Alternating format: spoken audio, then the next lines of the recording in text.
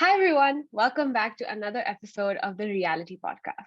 Today, we are speaking to the sole representative of our home country, India, on the much awaited Netflix show, The Apprentice. And if you ask us or me, we'd even say that he was the best candidate. We are in conversation with Niraj Puran Rao, winner of India's Asli champion, rapper, footballer, and the only person who was able to handle Clint on the show. Thank you so much for being here with us today, Niraj. We're super excited to share with the audience what went on behind the scenes of the show, The Apprentice, now available for binging on Netflix, but more importantly, your story and your journey. Thank you, Anushka. Anupam, a very good morning to you, first of all, and really grateful to be here on the platform with you. I've seen your work, I've loved your work, and finally I've gotten a chance to be here and share my experience. So definitely looking forward. I think we're going to have fun for sure. We are, exactly. So we'll dive right into it.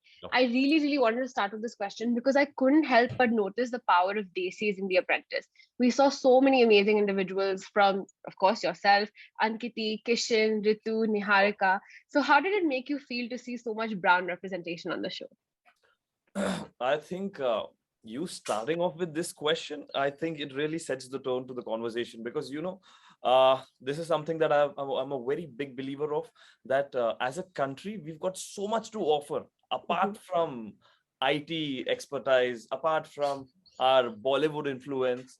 If we are surely to talk on the business front, the brown representation is only growing.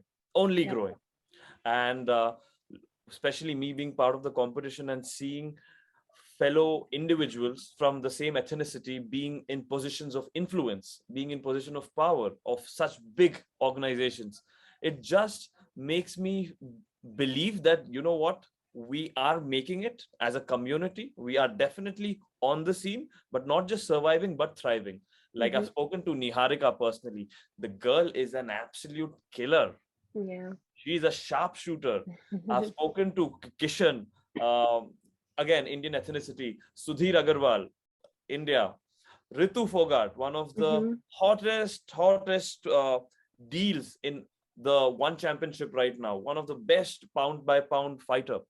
So it's that the community, we as a community, the brown community, as you said, are really proving their mettle on all fronts, be it business, be it athletics, be it fashion, like somebody like Ankiti Bose. So definitely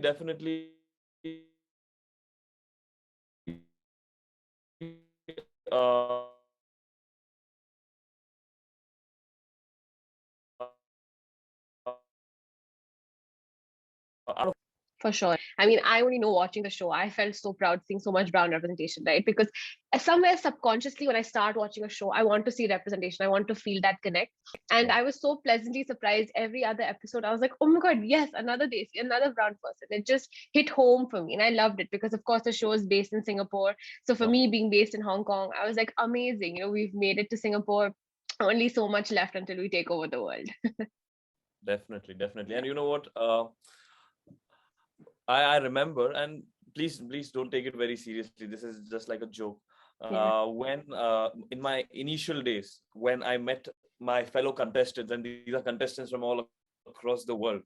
We're talking Russia, Venezuela, US, Korea, China, Germany, Japan. So spanning across the world. And some of my initial conversations with them were like, man, I never knew Indians are so big in size. Man, I never knew that Indians are so well spoken. And I'm like, Apu from Simpsons has really given in when I think the internet is breaking up. Is it happening for you as well, Anupam? Yeah. I think you'll be back here. I think there's a... Okay, you're back. Okay, very good. There was a lag, but yeah, we're good. We're good. Yes, so you stopped at upward from Simpsons. I think a general conception perspective of people outside about Indians or the brown community is Apu from Simpsons. And I mean, it was said in a very jovial way, but Of course. people are really waking up Mhm. through the community. Like, fuck, they are really somebody. Yeah. And yes, it's a position of responsibility. I mean, everything that I said, the way I dress, the way I talk, the way I behave, I know that I will be perceived not just as an individual, but also being a representative of the community. So that was something I always kept in mind. And you did a fabulous job at it. Yeah, you did a great job. Obviously, it was a really great experience, and like meeting so many cultures and people, and obviously representing a really big nation. What, like, if you had to like do the entire experience once again, okay, like how would you like add some different flavors to it, or how would you do it differently? We wanted to know. How would I do it differently? If it's good, it can be the same if you did your 100%. But Definitely. there's always a thing like, I wish I could do this. I think Is that a moment? one thing, yeah. I feel that for the most, I stuck to my game plan in terms of playing on my skills, playing on my strengths, and just being a team player. But yeah, I feel that I could have been more vocal more often. I always used to this was my approach during the competition, that let me give this person the benefit of doubt, because I don't know what the real story might be. And many a times, because of that, I did not voice my opinion, which I feel in retrospect that I should have. Because see, this is not a regular workplace environment. This is a competition. We are shooting, right? We don't have time. And I feel that so much of who I really was, much of it was portrayed, but a lot of it was left unsaid. Because I always thought, you know what, wait, let me look at the other side, the other picture. But when you're in a competition, especially one which is so high paced, like The Apprentice, you need to make the most of every opportunity you have on camera. So I think that is something that I would do differently. And maybe I would hug Clint a little more often. It's more about like reliving that moment. Yeah, your moments with Clint were my ultimate favorite. I remember there was an episode where you and him were working on the mood board together, and everyone in the team was like, "Wow, Neeraj is handling Clint so well. Maybe Neeraj is who we needed all along to handle Clint." And I thought it was so great because you were literally almost, I mean, not in a bad way, but like in a good way, spoon feeding him and helping him together. And it was so nice to see like two grown individuals help each other like that. It was just amazing. See, you know what? I feel, again, coming back to the community, I feel people from the country, from India, there are certain things which are very ingrained in our way of looking at things, surely because of the geography and the culture 100%. that we come from. I feel that as a community, as an Indian, like this is something which is true to me in my household, and I'm sure for you guys also, that idea of taking people along with you, that there are different people, different mindsets. Your chacha is very hot tempered, your masi is very supportive. You have to deal with so many different personalities on a daily basis. Yeah, we still, although India is getting more nuclear in terms of its families, we still have a very strong community based approach to living, day-to-day living. And there are so many different kinds of people. Actually, Clint reminds me of an uncle who's very close to me. So when I saw Clint, I was like, fuck, I know you. I know you, fucker. Yeah. You might have a different nationality, you might have a different skin tone, but I know you. No. And I'm gonna fucking push the right buttons. Yeah. So I think that really comes from your community as well, the Very true. environment you've grown up into. Yeah. And 100%. yeah, you have to also, sometimes adjust. You have to maneuver your way according to the people around you. I think that's a life skill. That's Very a life true. skill, and especially true in business. Yeah, I agree. I think it's one of the much underrated skills, but you don't realize how important people management really is, because at the end of the day, everything you do, even if you are the best individual independently, to run something at a large scale, you will need a team. And if you can't manage that team, there's just nothing in it. So on that note, you really carved your own niche, which is something I love because I did a lot of research reading about you and your mission. And I obviously learned about the importance of highlighting business acumen within the sports world for you. And so of course I know you did your MBA in sports management, and your experience, as an entrepreneur with Jode Fit as well. So what helped you with your experiences bring this message to life? Okay, so Anushka, if I might rephrase and correct me if I'm wrong, what you're asking me is that how perhaps my experience as a sports management grad or somebody who's been in the sporting as an athlete changed my perspective or brought a perspective to business. Is that is what you're asking me? That, and what brought you to have the strong mission of wanting to align the two otherwise seen as very separate worlds of business and sports together? Yeah. Yeah. Okay, so I'll tell you, I think it happened, in my case, it happened very seamlessly. Uh, till 21, I played professionally. I played soccer professionally till 21. Okay. And honestly, at 21, it did not make sense to me on a financial level Mm-hmm. because I'm not that kind of person who will say, oh, passion. Oh my, I'm gonna stay hungry, but I'm gonna follow my passion. That's bullshit. That's movie shit. It's Yes. not practical. I think I'm somebody who's very much based in practicality. As much as I have a vision, I have a dream. So Mhm.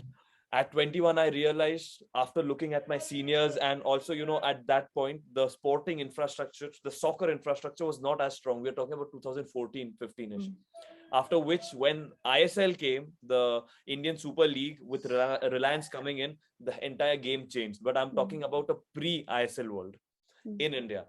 And I was like, fuck, after putting in 6-7 hours of physical effort every single day, then the nutrition, then the stretching. There are so many things about being an athlete, and I used to study also. So finishing my college, before college, I have like 2 to 3 hours of practice. College, after college, I have 2 to 3 hours of practice, and at the end of it, financially, I still have to be dependent on my parents or just people around. That effort to return ratio was not making sense to me at all. And looking at my seniors, like people who've achieved the pinnacle and what they are earning on a financial front, I was like, this is peanuts. Yeah. There's no other way to put it.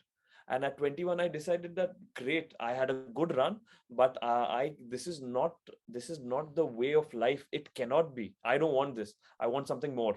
And that is when I decided that, you know what, great, chalo, but I cannot continue as a professional soccer player, not in the country at least. Yeah. So that is when I realized that, okay, let's quit it. Let me find for my next trouble. So I have this personal mantra that keep looking for trouble. So this is what I keep telling myself, that Niraj, keep looking for trouble, keep looking for trouble. For me, trouble doesn't mean go rob a bank or go light a house on fire. No, no, no. For me, trouble is very symbolic. It is a opportunity where you can transcend, an opportunity where you can grow. There is some kind of a situation, some kind of a crisis, and where you could actually up your game, explore new avenues within yourself. That for me is trouble. So I keep telling myself, you know what, Neeraj, keep looking for trouble, keep looking for trouble.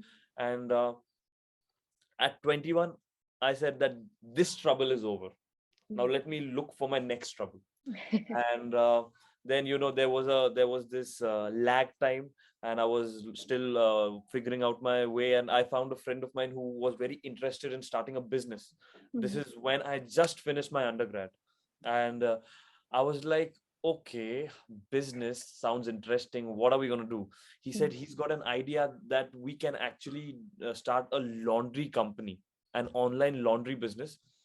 And I was like, not completely sure. Let us do a research on it. Let us have some hard facts in front of us. And then let's figure out if it's a yes or a no.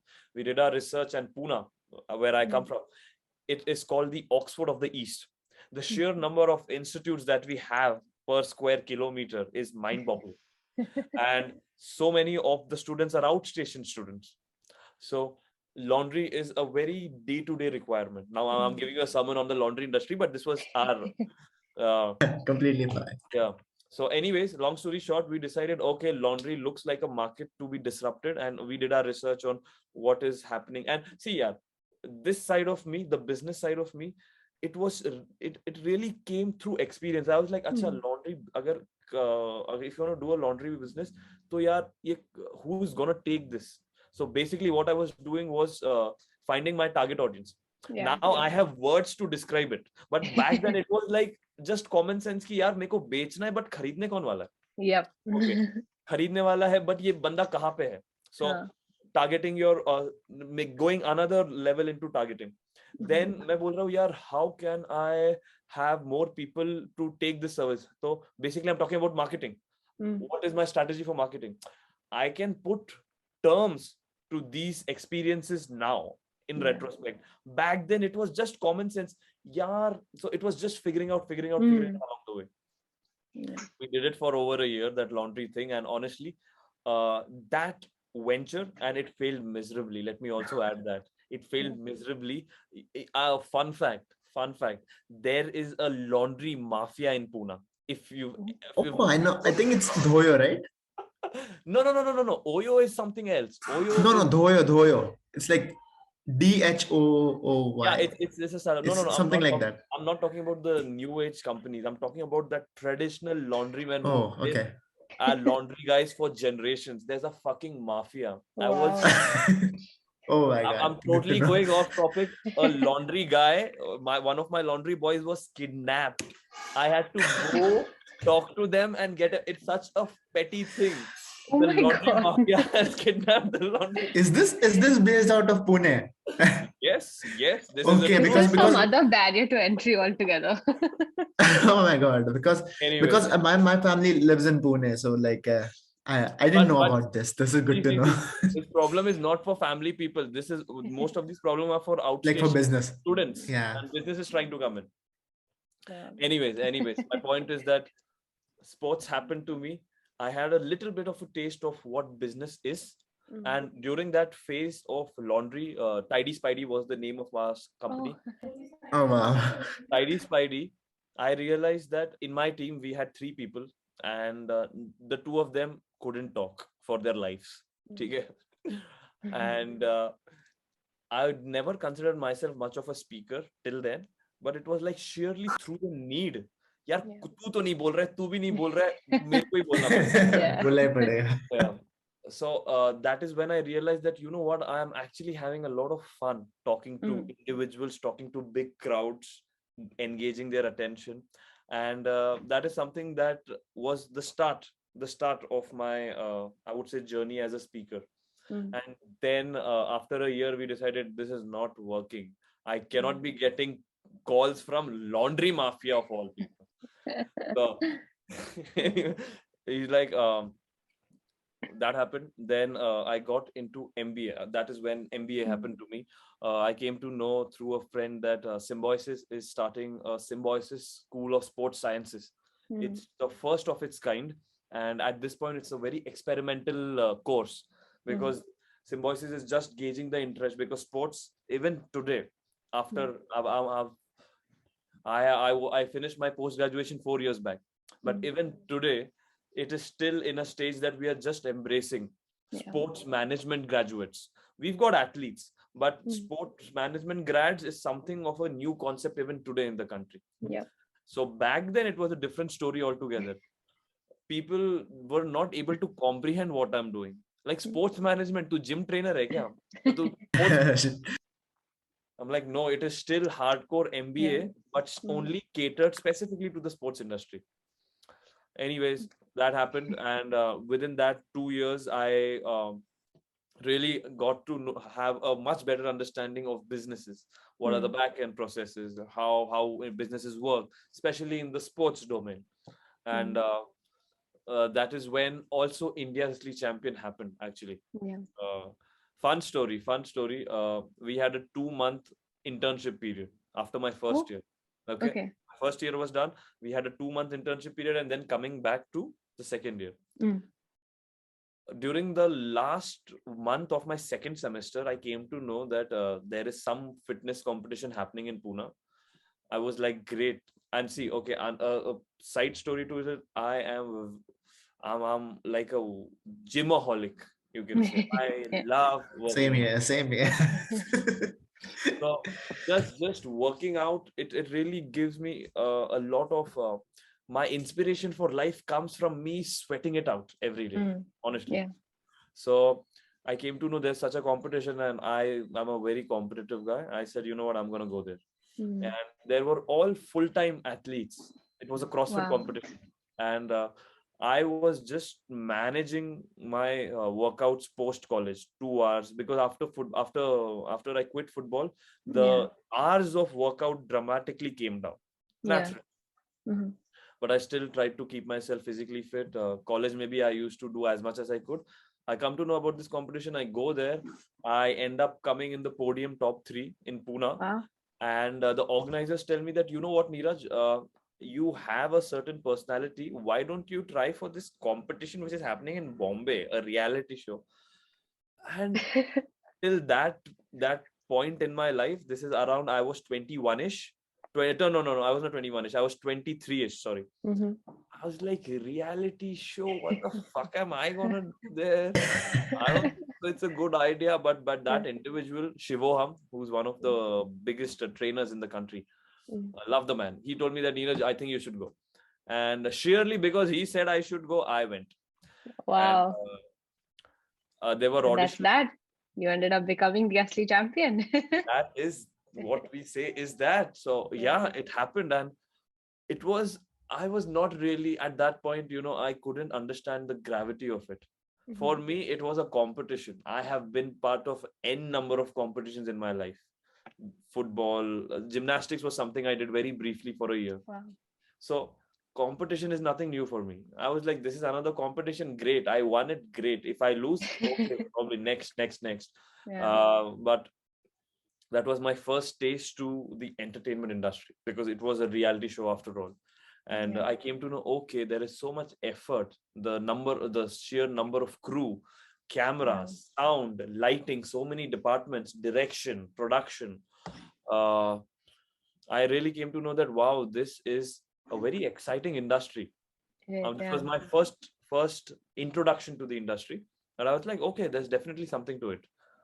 I end up winning. All of that happens. I come back to college. I finish my graduation. I leave it there itself. Like India's Athlete Champion. Great, go. People used to call me India's Athlete Champion, and I was like, yeah, man. Thanks, man. I mean, yeah, great. Thank you. So that and I don't know, yeah. I can keep going. I can keep telling you what happened after that up until Apprentice, unless you want to ask a specific question.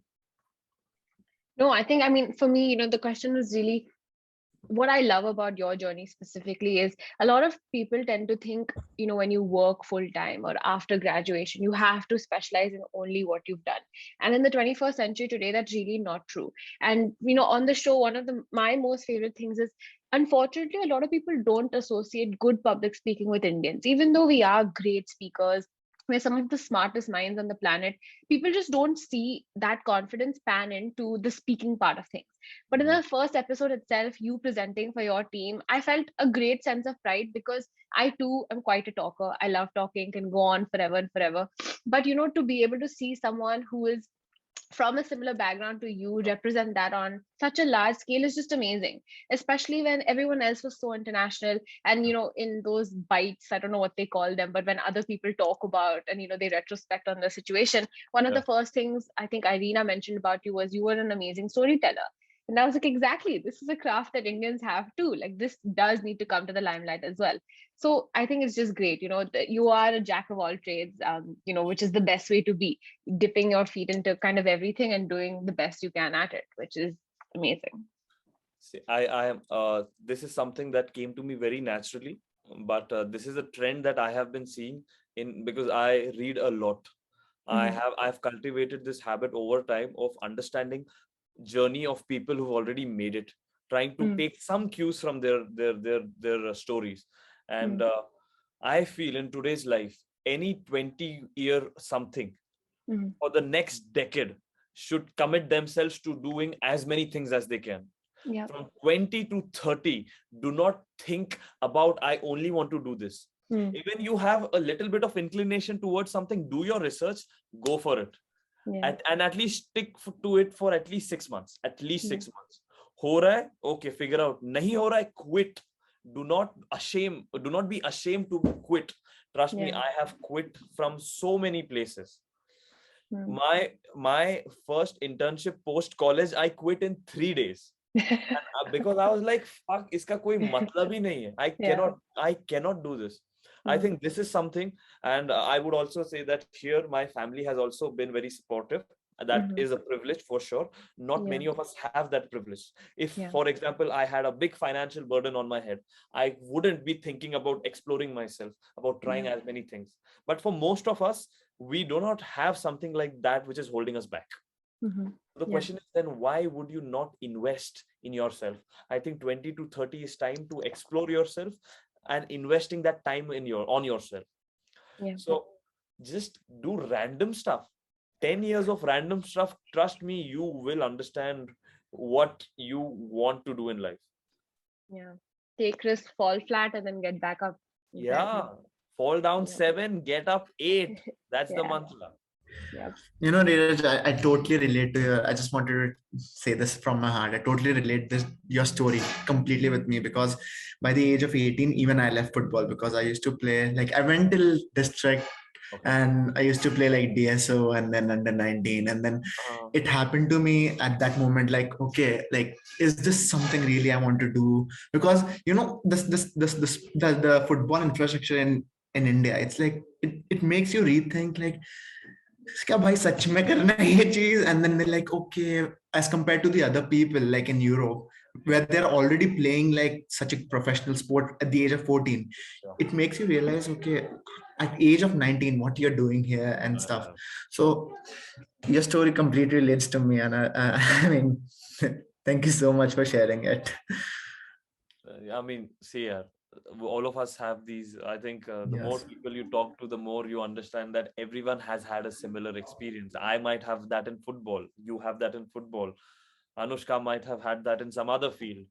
And you know, this is something that I always talk about when I'm talking about The Apprentice. These were individuals who have nothing in common.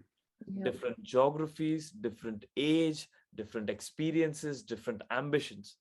But the more you talk to them, you know that, they have also been through failures. They have also been through heartbreaks. They have also been through disappointments, embarrassments. At the flip side, they have also they have been through the joy of friendships, love, all of that. So these are fundamental human emotions. And this is what really connects you. That is why, you know, even though I meet somebody like a Roman, for example, and this is true story, I met him and within 20 minutes, I'm talking to him like, ye to mera banta hai re. Ye to apna hi bachcha hai. He's like, I know this fucker. I know him. Because the more we are talking, the more we're thinking we follow the same athletes. We follow the same online instructors. We have similar interests in art. The point I'm trying to say is that today the world is really so connected. And just the geography that you come from, or the color of your skin shouldn't fool you of that fact that it is truly every citizen today is a global citizen. Every youth of the world today is a global youth. This is what I truly believe. And after Apprentice, that thought has just been cemented. Yeah, it was great. On that note, I think That was great. Yeah. So sticking on to the global side of the things. So your father was recruited for the United Nations. And as a result, you had a pretty amazing childhood, like traveling to Israel, Egypt, Jordan, Greece, and many other countries, including Singapore, which is like the recent one.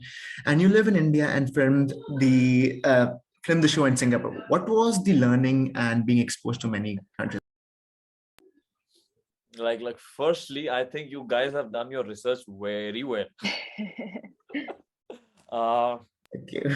See, having a father the nature of whose job makes you travel to different geographies and makes you to meet and interact with people of different communities, geographies, nationalities, I think it's a blessing. It is a blessing. Not many people can boast of that kind of a childhood. Definitely. I mean, the sheer exposure, the exposure really changes your point of view of life. And by the way, I was born in Israel. I was born there, and then we shifted back to India. So see, today, and here is where your OTT platforms, I want to link it to the OTT platform. I'll tell you how. Today, these upcoming technologies like an OTT and how music industries become so global. This is, I feel, you connect to people. Like, see, not everybody has the privilege to have been exposed to so many nationalities. Not everyone. And definitely, see, whenever I meet somebody who has been well traveled, unke saath, when you talk to them, you understand there's a different flavor to this person. Because see, let us look at it this way. Let's make life something very tangible. Okay, so this person has seen life from here, from here, from here, from here, from here.